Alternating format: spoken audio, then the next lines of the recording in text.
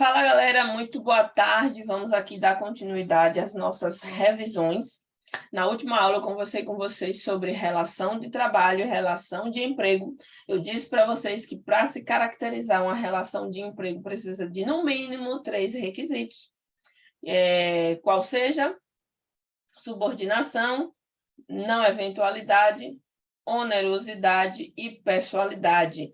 Falei também que existe um outro requisito que ele não é essencial para a caracterização do vínculo de emprego. Estou falando da exclusividade. No contrato de trabalho não se exige exclusividade, você pode trabalhar para 2 ou mais empregadores. Falei também que lá no artigo 2º, parágrafo, salvo engano, 1º, existem aqueles empregadores por equiparação, são os profissionais liberais, associações, instituições em geral.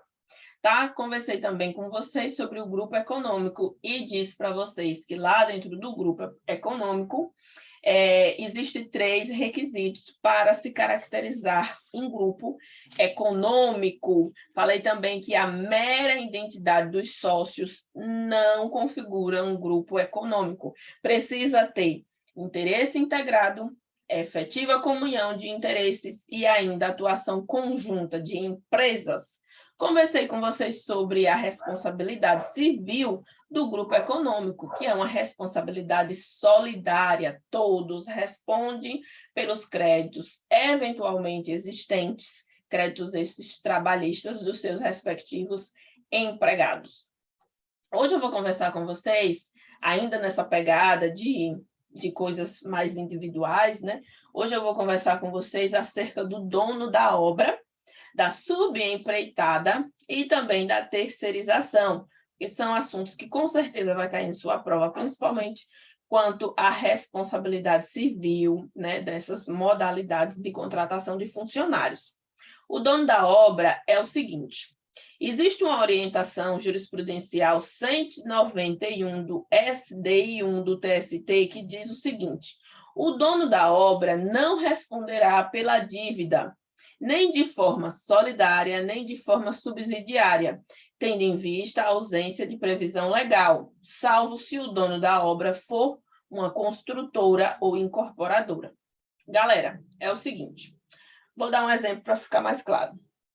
Suponhamos que você seja dono de um determinado estabelecimento. Vamos dizer que você tem um supermercado. E aí você quer expandir, né? Você gostou tanto de trabalhar com a área de alimentação que você quer expandir e construir um outro supermercado em um outro local. Você vai e contrata um empreiteiro, por exemplo. Né? Você vai lá e contrata um empreiteiro para poder realizar aquela obra. Ele contrata alguns funcionários e aí executa aquela obra. Só que o que acontece? Aquele empreiteiro, ele não pagou os créditos trabalhistas dos seus funcionários. Esses funcionários poderão acionar o dono da obra cobrando essas verbas trabalhistas? Resposta, não. De acordo com a orientação quase não sai, viu? De acordo com a orientação jurisprudencial 191 da SDI 1 do TST, de novo, o dono da obra não responderá pela dívida nem de forma solidária, nem de forma subsidiária, tendo em vista a ausência de previsão legal, salvo se o dono da obra for uma incorporadora ou uma construtora. Então, se a gente está falando lá de um encarregado, de uma empreiteira, que contratou funcionários para realizar uma obra, ela não responde, a não ser que a gente venha contratar você, rico, que quer expandir seu negócio, venha contratar uma construtora ou uma incorporadora. Nesse caso, aí sim você poderá responder por esses créditos trabalhistas. Do contrário, não. Não existe responsabilidade nem solidária, nem subsidiária. A banca vai lhe dizer que a responsabilidade é solidária ou subsidiária. Pode ter certeza, ela vai lhe dizer isso. E você vai marcar falso, porque não existe. Dono da obra, em regra, não responde nem solidariamente, nem de forma subsidiária. Fechamos esse ponto. Agora a gente vai falar sobre a subempreitada. A subempreitada é o seguinte, nesse mesmo exemplo que eu acabei de dar para vocês. Suponhamos que você quer expandir o seu negócio, quer construir uma outra filial, enfim, você trabalha no supermercado, no ramo de alimentos, e você quer expandir. Você vai lá e contrata uma empreiteira, certo? Essa empreiteira, ela contrata uma outra empreiteira, que é chamada de subempreiteira. Neste caso, quem vai realizar a obra não é a empreiteira principal, digamos, a primeira empreiteira, contratada pelo dono da obra, e sim a subempreiteira, certo? Aí a subempreiteira, ela realiza o trabalho, ela executa o trabalho, a obra em si. Então, quem contratou funcionários aqui? A subempreiteira.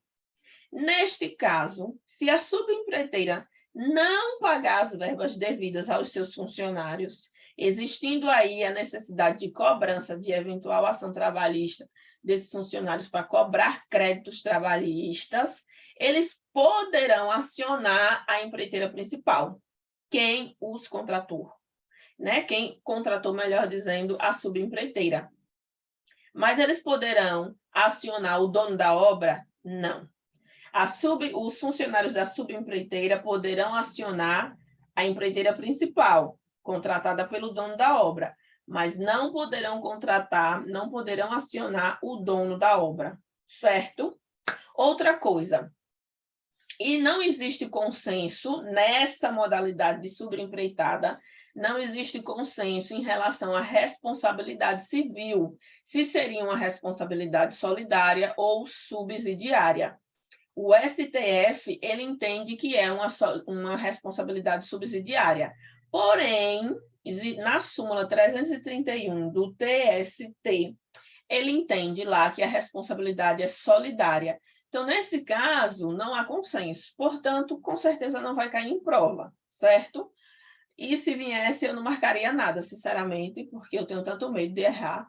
Então, eu não marcaria nada, já que não existe consenso com relação a essa responsabilidade. Só saiba que, na contratação de uma empresa A, e essa empresa A contrata uma empresa B, a empresa A, sim, vir a responder por créditos trabalhistas, resultante da relação de trabalho aqui com a empresa B. Fechou? Vamos embora. Vamos falar agora da terceirização. A terceirização é algo bem mais complexo, tá? E aí houve também muita alteração com a reforma, né? Com a reforma trabalhista. Muita coisa mudou, minha Nossa Senhora, só para atormentar a vida da gente. Porque antes, a terceirização ela estava regulamentada só ali não é bem regulamentada, ela estava prevista, né? Só ali na súmula 331 do TST. Mas aí veio a reforma e tudo mudou, tudo mudou. Hoje existe regulamentação em lei, né, com relação à terceirização. Então, vamos falar sobre alguns pontos. Galera, é possível a terceirização tanto no serviço privado quanto no serviço público, na administração pública, tá? Importante saber. No serviço privado e também no serviço público é possível a terceirização de algumas atividades. Antes da reforma, lembrem-se, só era possível a terceirização de atividades meio, tá? Fernando, o que é que eu posso entender como atividade meio? Contrato temporário, certo? Contrato de vigilância, conservação e limpeza. Era o que era permitido antes da reforma. Agora, depois da reforma de 2017, no serviço privado, é possível a terceirização, tanto de atividade meio, como atividade fim. E aí você deve estar se perguntando, como é que eu identifico, Fernando, uma atividade fim de uma empresa? Qual é a principal atividade desta empresa? Aí você identifica a atividade. Suponhamos uma escola. Qual é a principal atividade dessa escola? Lecionar, dar aulas, ensinar. Então, uma escola privada, antes da reforma de 2017, não era possível terceirizar o ensino daquela instituição, porque súmula não permitia isso, só era para atividades meios, ou seja, aquela escola ela podia contratar um pessoal para trabalhar na limpeza, por exemplo. Agora, depois da reforma, é possível sim a terceirização para atividade fins. Então, aquela escola ela poderá contratar terceirizados, professores terceirizados, para ensinar. Entende? Mas essa terceirização irrestrita, ela só vale para o serviço privado, não para o serviço público. Segundo o STF, a terceirização irrestrita, ela só vale para o serviço privado, nunca para o serviço público, certo? Outra situação, o vínculo de trabalho que você tem com a empresa terceirizada é um vínculo de... Melhor, vamos lá, me perdi um pouquinho aqui. O vínculo de trabalho que o empregado irá ter é com a empresa prestadora de serviço e não com o contratante, certo? Na terceirização, a gente tem, em regra, 3 pessoas. Nós temos o empregado, nós temos a prestadora de serviço e nós temos o contratante, tanto no serviço privado quanto no público. O empregado, ele terá vínculo de emprego com a prestadora de serviço, nunca com o contratante. Nunca com o contratante. Com a prestadora de serviço, até porque é a prestadora de serviço que irá lhe contratar. Certo? Quer um exemplo? Petrobras. A Petrobras, ela contrata muita gente. Contrata muita empresa, melhor dizendo, para prestar-lhe serviço. Aqui mesmo, eu conheço algumas pessoas que trabalham em empresas que prestam serviço para a Petrobras. O pessoal fala até cheio, orgulhoso, né? Então, essas pessoas, elas poderão vir a ter vínculo com a Petrobras? Não, até porque para entrar na Petrobras você precisa fazer concurso, né? Então, ela poderá vir a ter vínculo com a Petrobras? Não. O seu vínculo de trabalho é com quem? Com a prestadora de serviço, que presta serviço à Petrobras. Entende? E no serviço público, como é a situação? A mesma coisa. A mesma coisa. Você não tem vínculo de emprego, você não consegue ir para a justiça reivindicar vínculo trabalhista com o Estado, por exemplo, ou com o município. Não tem como. Você precisa fazer concurso para entrar no serviço público. Entende? Entendeu, né? Eu sei que vocês entenderam. Então, vamos seguir aqui, tá? Não tem vínculo. Não tem vínculo. Outro ponto. Qual é a responsabilidade civil na terceirização? Resposta: subsidiária. E aí eu já trago para vocês uma diferença com relação ao grupo econômico. Porque lá no grupo econômico eu falei para vocês que a responsabilidade do grupo econômico é solidária. Todos respondem pelos créditos trabalhistas, certo? A responsabilidade é solidária.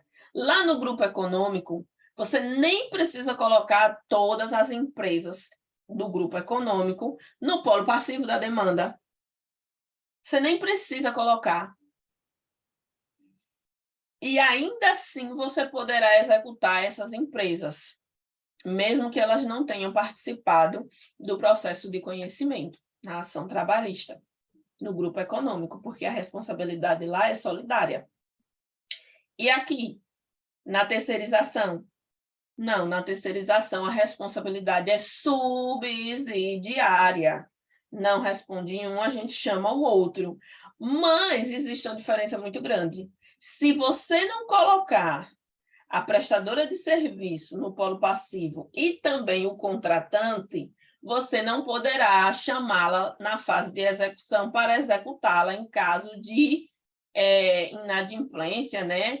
Em caso de a empresa prestadora de serviço não realizar o pagamento, né? Não, como é que eu posso falar para vocês? Não satisfazer, vamos falar assim, não satisfazer a execução, certo? Então, lá no grupo econômico, se você não quiser colocar todas as empresas do grupo econômico, coloca só a sua empregadora. E aí, na execução, ela não vem a satisfazer a execução, você chama os demais e eles vão responder, porque a responsabilidade é solidária. Aqui é subsidiária.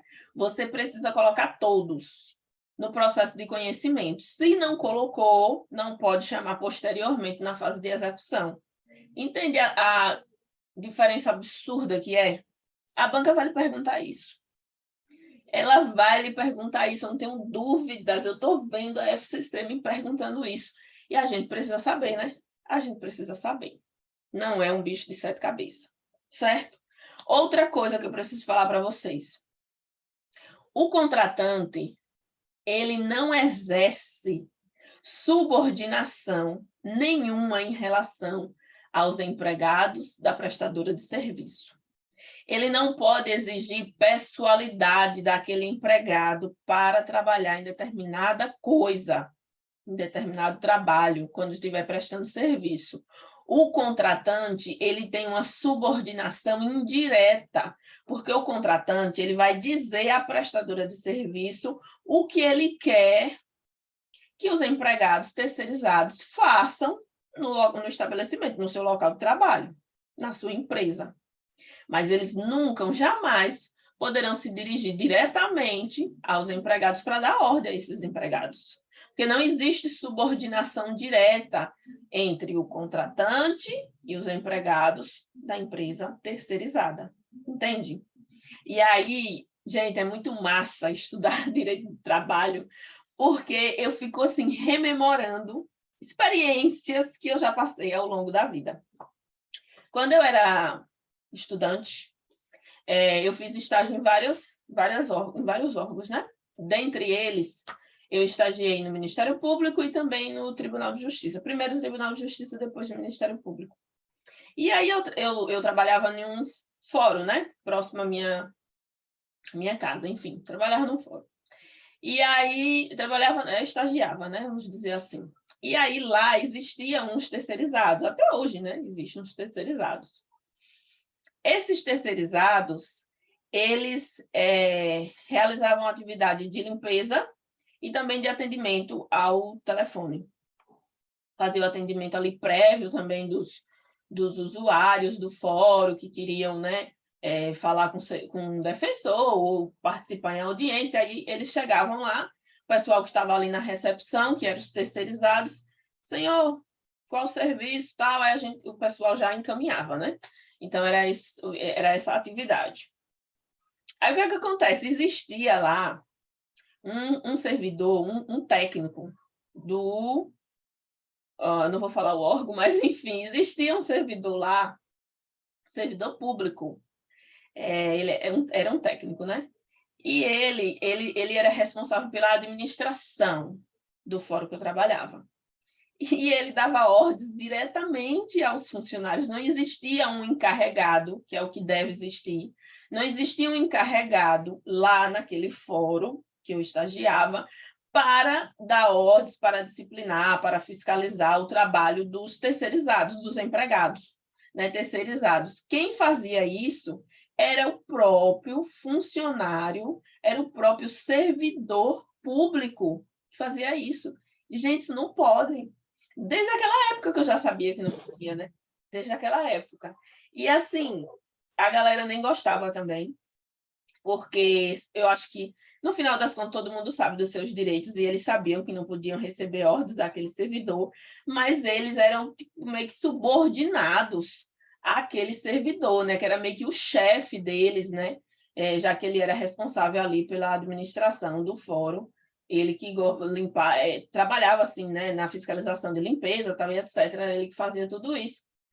Isso não pode acontecer. O contratante, ele nunca vai poder dar ordens diretas aos empregados terceirizados. Ele vai fazer o quê? Ele vai entrar em contato com a prestadora, vai dizer o que é que ele está precisando, né? A gente vai ver isso na lei. E aí sim a prestadora vai designar um encarregado para fiscalizar os trabalhos daqueles empregados terceirizados. Nunca, jamais, o contratante, né, gente? E assim, Era uma coisa que me irritava bastante. Outra coisa, gente. Vamos falar agora sobre créditos trabalhistas. Eu falei para vocês que a responsabilidade ela é subsidiária, né? Aí tem uma diferenciaçãozinha no caso de execução, tá? De créditos trabalhistas. Vejam, no setor privado, basta a inadimplência da prestadora de serviço para você acionar o contratante. E o contratante vai responder pelos créditos trabalhistas. Isso no serviço privado, empresa privada, tá? Basta a inadimplência da prestadora de serviços para os empregados poderem acionar o contratante, tá bom? Perfeitamente possível. No serviço público é assim? Não, né? Lógico que não. Serviço público não é assim. Para o setor público, para a administração pública, responder subsidiariamente por créditos trabalhistas, em caso de inadimplência da prestadora de serviços, obrigatoriamente tem que ficar comprovado no processo que o setor público não fiscalizou o contrato de trabalho. Melhor, minto, o contrato realizado com a prestadora de serviço.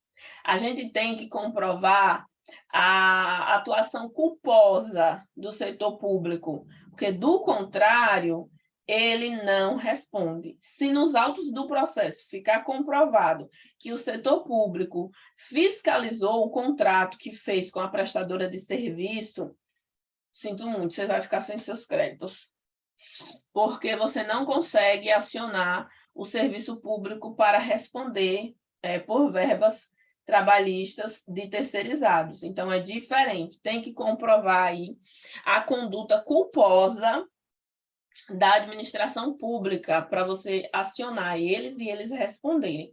Do contrário, não tem como você reaver esses créditos trabalhistas, certo?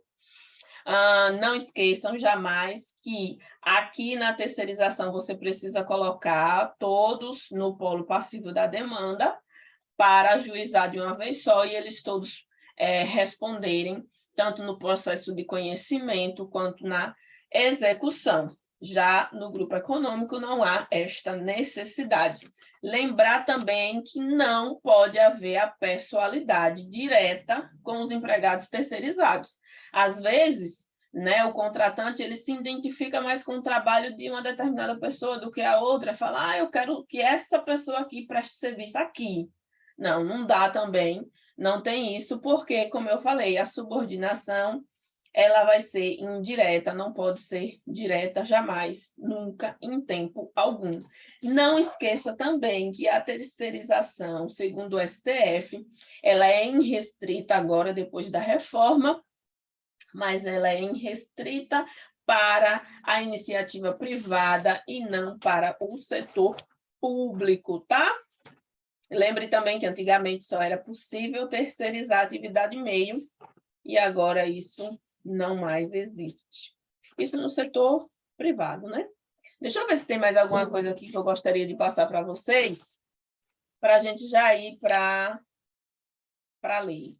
Deixa eu só ver aqui rapidex. Eu acho que eu expliquei tudo. Só um momentinho, só um momentinho.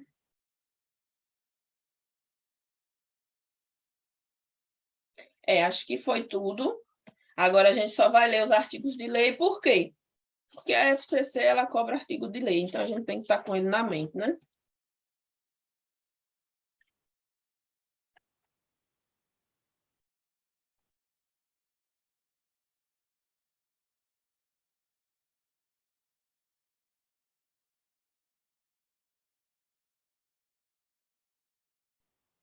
Simbora, meu povo! Simbora ler aqui os artigos. Vamos lá. Vou compartilhar minha tela agora. A partir, salvo engano, do artigo 4º, tá? Vamos lá, cadê? Aqui, minha gente, olha. Lei 6.019 de 74, ela foi regulamentada por essa lei aqui, 13.429. Aqui, artigo 4º, vamos ler. É artigo 4º. Na verdade, é artigo 4º-A. Começa a partir do artigo 4º-A. Considera-se prestação de serviços a terceiros a transferência feita pelo contratante da empresa da execução de qualquer de suas atividades, inclusive sua atividade principal, a pessoa jurídica de direito privado, prestadoras de serviço, que possua capacidade econômica compatível com a sua execução. Então, aqui está o conceito de terceirização. Vamos ler de novo. Você está vendo que ele fala de atividade, de qualquer atividade, inclusive a atividade principal? Então, isso veio com essa lei aqui, 13.467, de 2017. Vamos de novo. Considera-se prestação de serviços a terceiros a transferência feita pelo contratante da execução de qualquer de suas atividades, inclusive sua atividade principal, a pessoa jurídica de direito privado, prestadora de serviços que possua capacidade econômica compatível com a sua execução. Parágrafo 1º. A empresa prestadora de serviços contratada remunera e dirige o trabalho realizado pelos seus trabalhadores ou subcontrata outras empresas para a realização desses serviços. Essa subcontratação aqui, a gente está conhecendo agora, sabe como? Uma quarteirização. Quando você é contratado para realizar um serviço e aí você vai e contrata outras empresas. Você subcontrata, né? Outras empresas a gente chama hoje de quarteirização. Então, veja, quem é que vai fazer o controle, a direção, o poder de mando? Quem faz isso aí é a prestadora de serviços aos seus trabalhadores, nunca o contratante, certo? Então, vamos ler de novo. A empresa prestadora de serviços contratada remunera e dirige o trabalho realizado por seus trabalhadores ou subcontrata outras empresas para a realização desses serviços. Não se configura vínculo empregatício entre os trabalhadores ou sócios das empresas prestadoras de serviços, qualquer que seja o seu ramo e a empresa contratante. Deixa eu tomar uma aguinha aqui.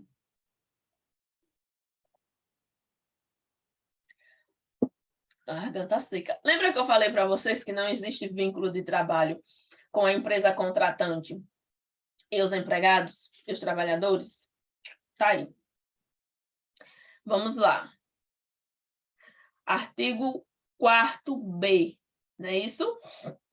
São requisitos para o funcionamento da empresa de prestação de serviços a terceiros. Então, aqui é o que a prestadora de serviço tem que ter, né? Ela precisa possuir isso aqui, esses requisitos aqui, ó. Inciso 1, prova de inscrição no Cadastro Nacional de Pessoa Jurídica, CNPJ. Registro na Junta Comercial. Capital social compatível com o número de empregados, observando seus seguintes parâmetros. Empresas com até 10 empregados, capital mínimo de R$10.000.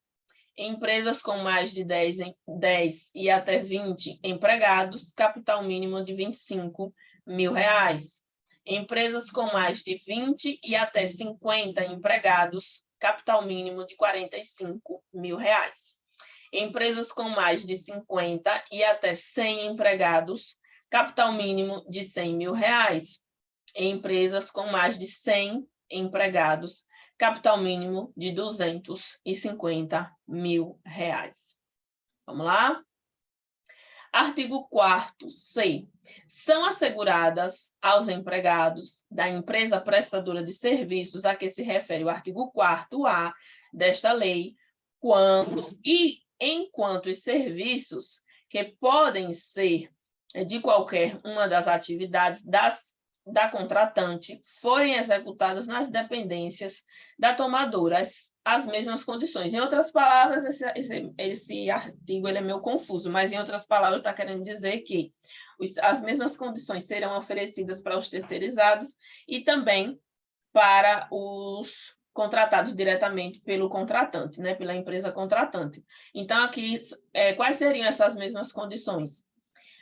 alimentação, garantia aos empregados da contratante quando oferecida em refeitórios, direito de utilizar os serviços de transporte, atendimento médico ambulatorial existente na dependência da contratante ou local por ela designado, treinamento adequado fornecido pela contratada quando a atividade o exigir, sanitárias, de medidas de proteção à saúde e de segurança do trabalho e de instalações adequadas à prestação de serviço. O que mais? Nos contratos que impliquem mobilização de empregados da contratada em número igual ou superior a 20% dos empregados da contratante, esta poderá disponibilizar aos empregados da contratada os serviços de alimentação e atendimento ambulatorial em outros locais apropriados e com igual padrão de atendimento, com vistas a manter o pleno funcionamento dos serviços existentes.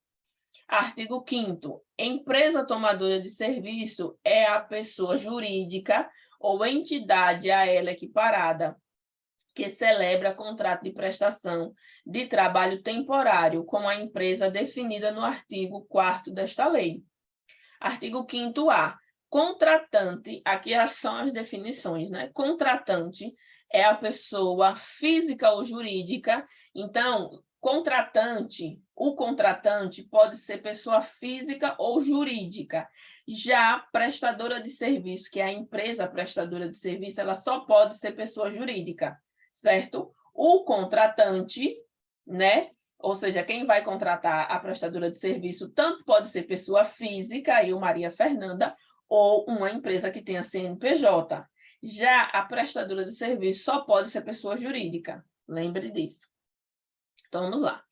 O contratante é a pessoa física ou jurídica que celebra contrato com a empresa de prestação de serviços relacionados a qualquer de suas atividades, inclusive sua atividade principal.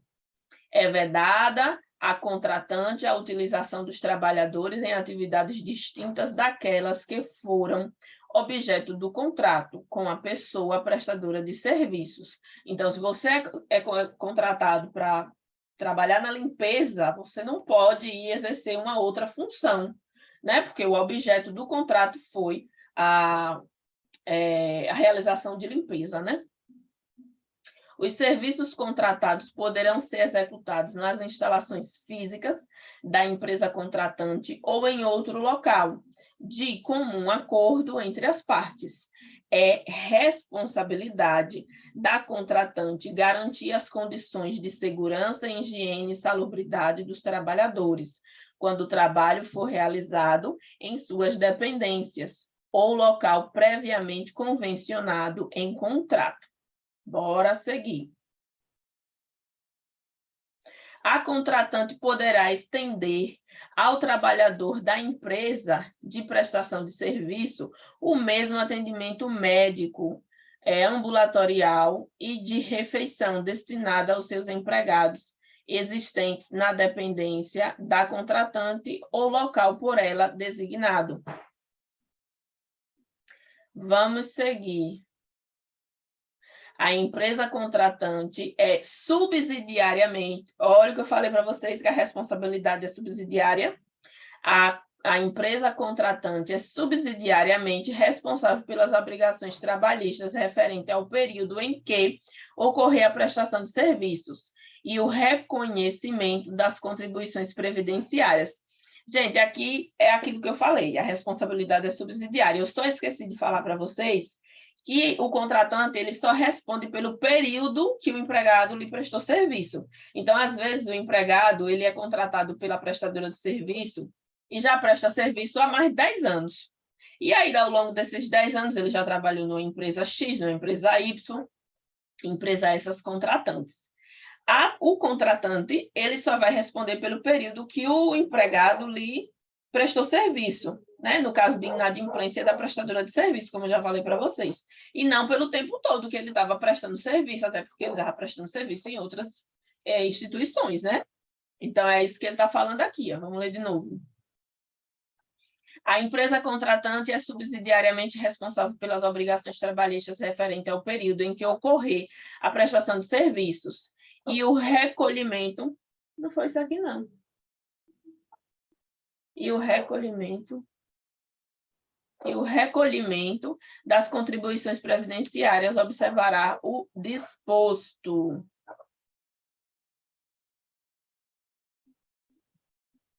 Me perdi.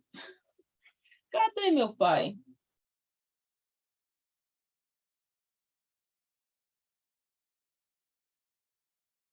Minha gente, quem é que acha aí, hein, o artigo que eu acabei de ler?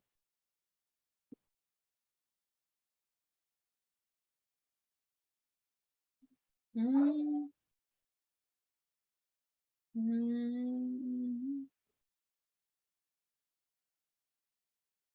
Perdi o artigo aqui. Não estou conseguindo encontrar. Oxe, que loucura é essa, hein? É vedada a contratante utilizar distintos serviços contratados poderão ser executados. Não. Referente ao período em... Aqui, achei, é esse mesmo. Estou ficando doida, é esse mesmo. A empresa contratante é subsidiariamente responsável pelas obrigações trabalhistas referente ao período em que ocorrer a prestação de serviços. Minha gente, estou ficando doida. Essa partezinha aqui, ó. Aqui. Essa partezinha aqui, ó, só responde pelo período aqui, ó. Referente ao período em que ocorrer a prestação de serviços. Muito bem. Vamos, você está doida. Artigo 5º-B. O contrato de prestação de serviços conterá qualificação das partes, especificação do serviço a ser prestado, prazo para realização do serviço, quando for o caso, e valor. Artigo 5º-C. Não pode figurar como contratada, nos termos do artigo 4º-A desta lei, a pessoa física cujos titulares ou sócios tenham, nos últimos 18 meses, prestado serviço a contratante, na qualidade de empregado ou trabalhador, sem vínculo empregatício, exceto se os referidos titulares ou sócios forem aposentados. Então, é assim, suponhamos que você prestava serviço para uma empresa prestadora de serviço. Você trabalhava, né? Não é prestar serviço, não. Você trabalhava numa empresa terceirizada. Aí você sai dessa empresa e funda a sua própria empresa terceirizada. Você funda a sua própria prestadora de serviço. Aí o contratante, ele não quer mais manter contrato com aquela empresa que você trabalhava. Né? O contratante agora ele quer lhe contratar para você prestar serviço diretamente para ele, né? Através da empresa que você criou. Nesse caso, não pode, em regra. Tem essa quarentena aí de 18 meses. Tá? Vamos ler de novo.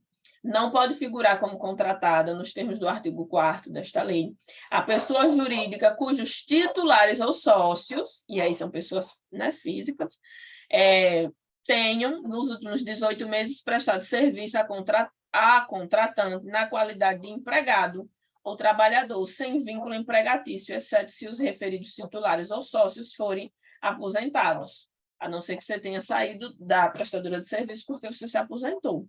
Do contrário, tem que esperar 18 meses. O empregado que for demitido não poderá prestar serviços para esta mesma empresa na qualidade de empregado de empresa prestadora de serviços, antes do decurso de 18 meses, contados a partir da demissão do empregado. Então, se você é demitido da empresa prestadora de serviço, você também tem que esperar esse prazo aí de 18 meses.